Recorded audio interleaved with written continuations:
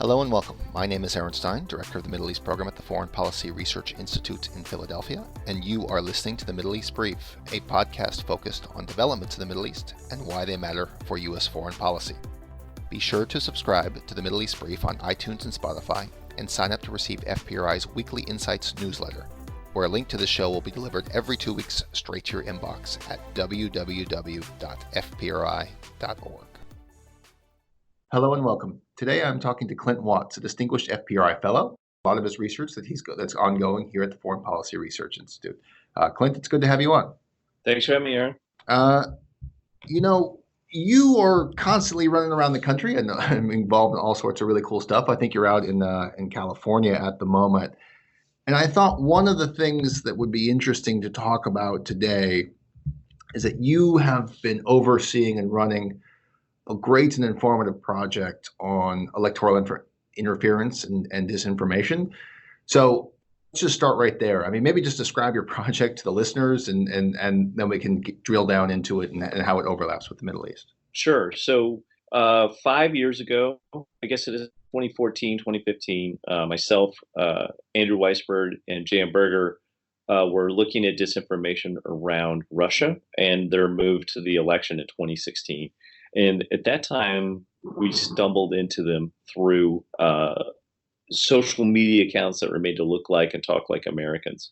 And what was interesting back then is we kind of found them through Iranian social media accounts related to the Syrian conflict. And so that's kind of, the Middle East connect with all of this stuff.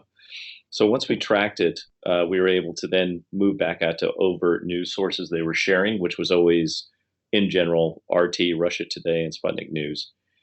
And so people have been worried since 2016 that we'll see a repeat of foreign interference in the election. But the difference this time is the social media companies are shutting accounts down online. They've done a lot of Russian and Iranian suppression of their false accounts, inauthentic activity, as they would call it. And so to look at how they might try and interfere in the 2020 election, we started a project called the Foreign Influence Election 2020 project here at FPRI. And the idea was, if you don't know which ones are trolls or which ones are bots, this is always the obsession on social media, all you have to actually do is just look at the propaganda that countries put out, and they'll tell you how they feel about the candidates, and that can tell you where to look in social media to find some of that inauthentic activity. So last summer, we started reviewing RT and Sputnik News out of Russia, Press TV, which is a state-sponsored news channel out of Iran, and the Global Times, which is a news outlet out of China, to see how they might or what their preferences would be in the 2020 election to try and detect that activity down the road. And so as of just this week, I think we crossed 7,200 news stories that we've read with of about 33 interns that have become research analysts now, sponsored by the Democracy Fund program. And we've done some assessments of Russia. We've done an assessment of Iran, sort of how they think and talk about the election and the candidates. And we've got one coming up for China, probably about the next 7 to 10 days that we'll put out. And we're able to sort of do some comparison too. So we can look at the different news outlets. The analysts are writing up short blogs describing what they observe when they review hundreds and hundreds of news stories. And so, we're getting some trends, getting some nuance, and we can like Russia and Iran's propaganda, and even China's to a degree, overlaps in terms of how they really want to degrade and denigrate U.S. democracy. So that's kind of where we're at with the project, and we're going to be doing assessments all the way through Election Day.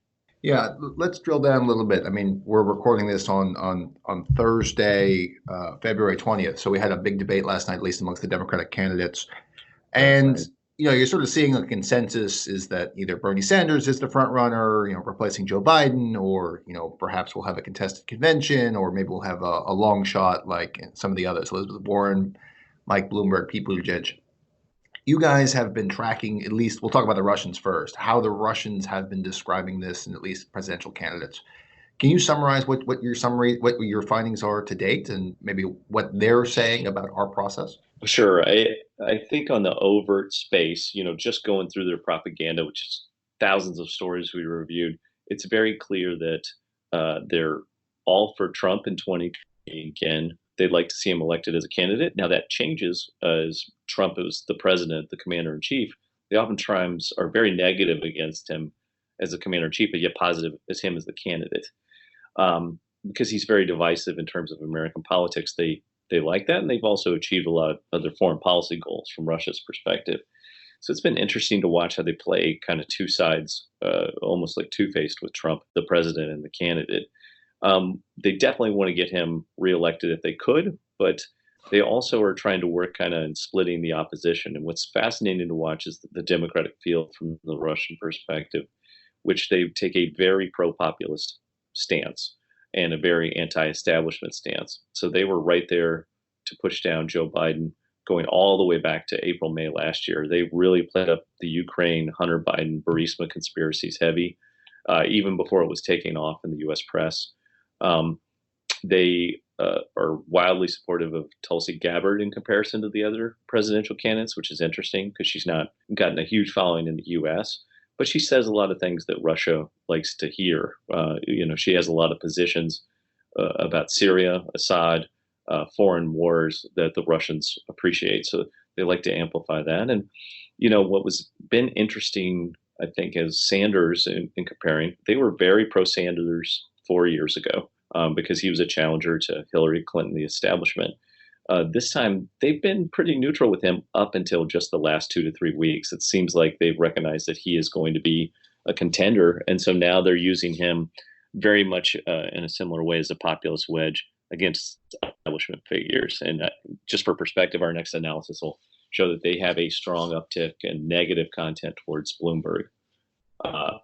Bloomberg and Biden's percentages almost look identical as sort of establishment Democrats. And so it's important to kind of like think about the Russian approach, which is pit the populace against the establishment on both sides of the aisle because it creates division, inside America. And that's really their ultimate goal, is to just cripple American democracy with infighting, get different groups fighting against each other, use race, social class, finance to sort of divide up the audience space, and then throw in a lot of fear-based messaging as you go along. And so it's been interesting to watch for the Russian approach. It's the same as 2016. The only difference is kind of in 2015, 2016, they were manipulating more truths or pushing more falsehoods. This time, our politics in America are so divisive, they don't have to make anything up. They can just take literal news stories from the U.S., repurpose them, rewrite them, and shoot them right back into U.S. audience space. So their impact is less, but their strategy, I think, is very consistent.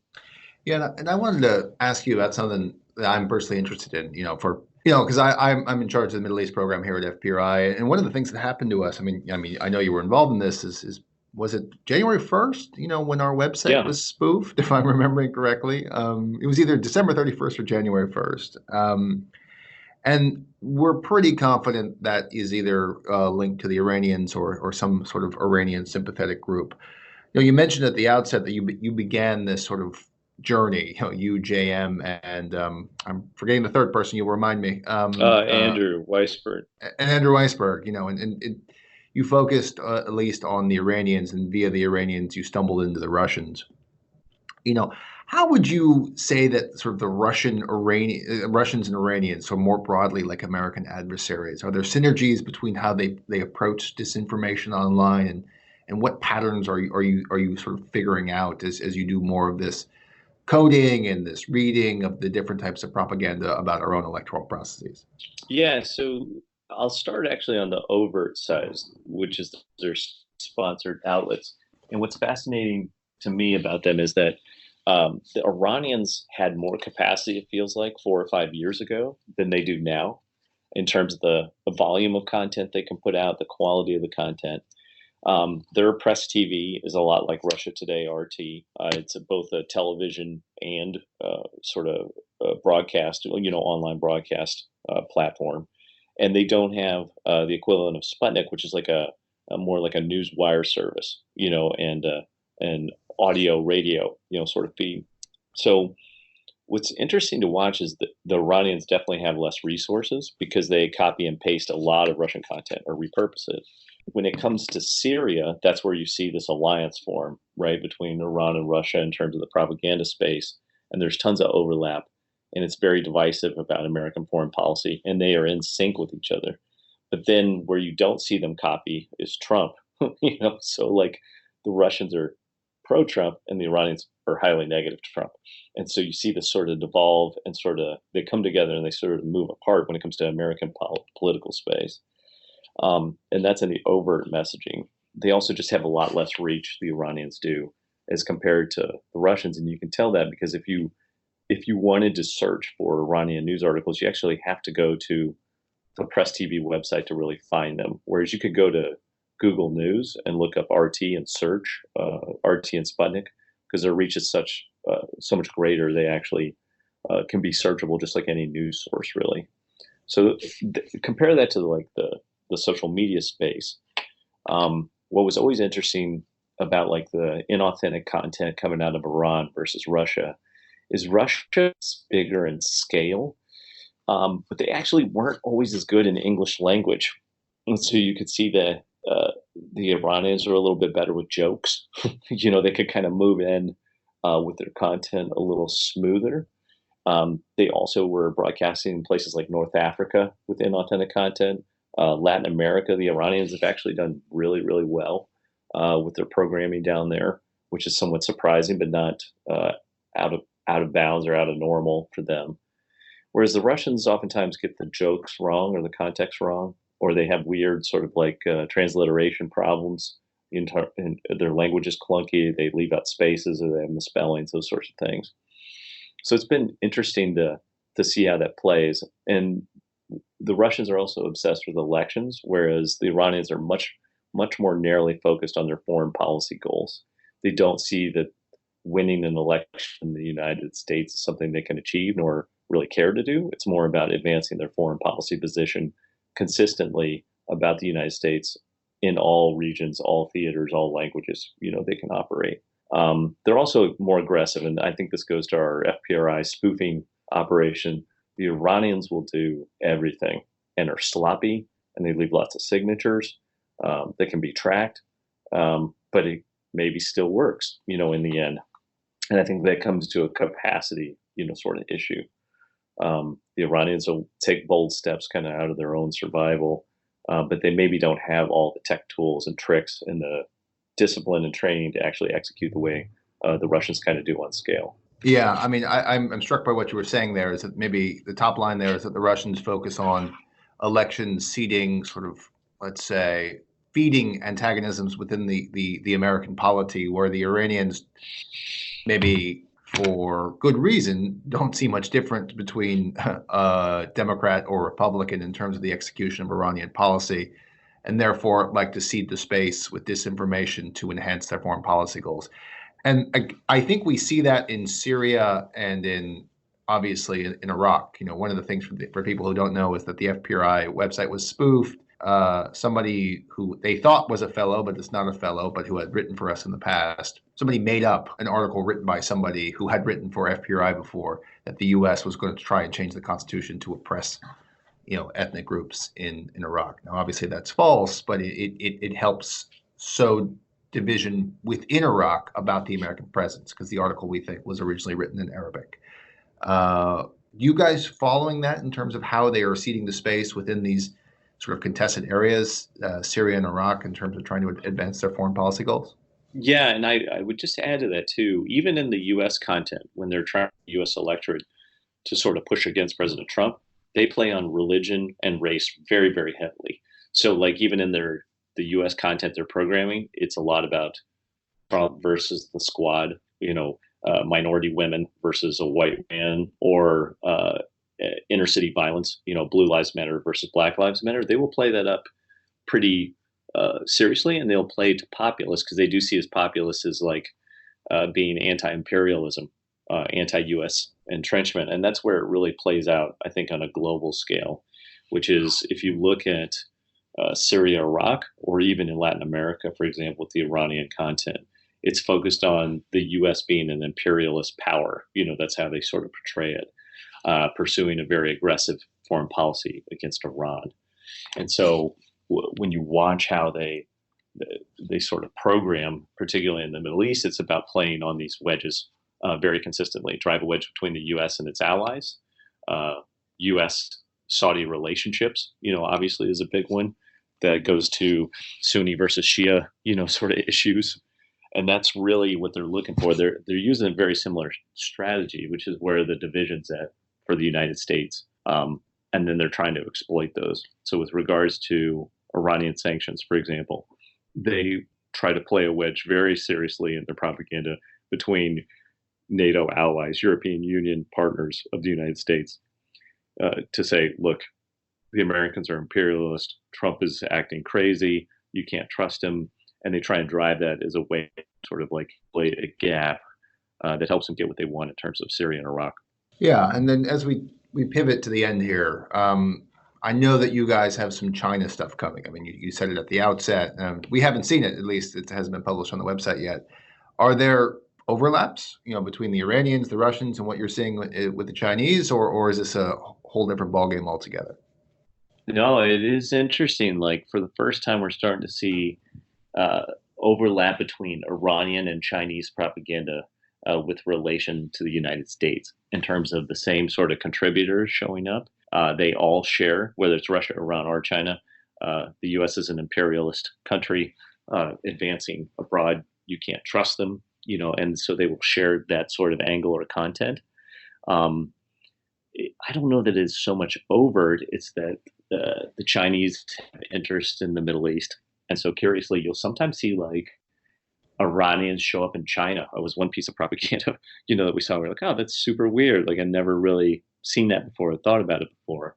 But then when you look at the broader context, the interest in Afghanistan, the Chinese have interest in Afghanistan in terms of the divides with the United States and big tech, Belt and Road Initiative, natural resources. There's a lot of synergies that can be built. And the Chinese have interest in the Middle East. And as the U.S. retreats, much like Russia, uh, excuse me, as the U.S. retreats, the Chinese, much like the Russians, have interest in the Middle East. And Iran is a power broker they see as an authoritarian regime they can negotiate and work with. So I think you'll see kind of more of a collision of these authoritarian state-sponsored propaganda outlets using more and more of each other's content as both just conserving resources and shared messaging against the U.S. So, final question. I'm going to put you on the spot here. I know you've been outspoken in the past about how our own electoral dysfunction or debates are contributing to this disinformation and helping to amplify this. Yeah. I know you've worried. I mean, I've listened to other podcasts with you in the past. We've had private conversations about this. Is that we're just not at all prepared to move beyond the fissures that the Russians were able to exploit in the 2016 election. And of course, we have the problematic aspect is that senior officials in the government perpetuate and propagate Russian disinformation on a almost daily basis, either online or on television. Where are we at here? We talked about three things. We talked about the Russians, we talked about the Iranians, and we briefly touched on the Chinese. We are a couple of, I guess we're within a year for the 2020 election. What's the state of what's going on? What are you looking for? And what should listeners and people who go over to the FPRI website, what should they take away from all of your analysis? Yeah, so we're at the point now where we've analyzed so much of the overt propaganda. We're now looking in the social media space to see where foreign players, might be laying stuff. So, like Burisma, there are allegations of Russians trying to attack Burisma, the Ukrainian uh, energy company. That was like 100% bet. You could see that in their overt content. The Iranians have allegedly tried to hack the Trump organizations. That's like 100% bet that could happen. So what we're looking for now really is like if you're a foreign actor, the social media influence disinformation coming from Americans on other Americans is so intense.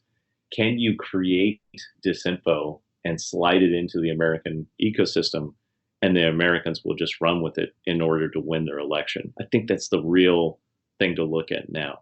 So I'll give you a hypothetical example, which is let's say a country doesn't want Bloomberg elected.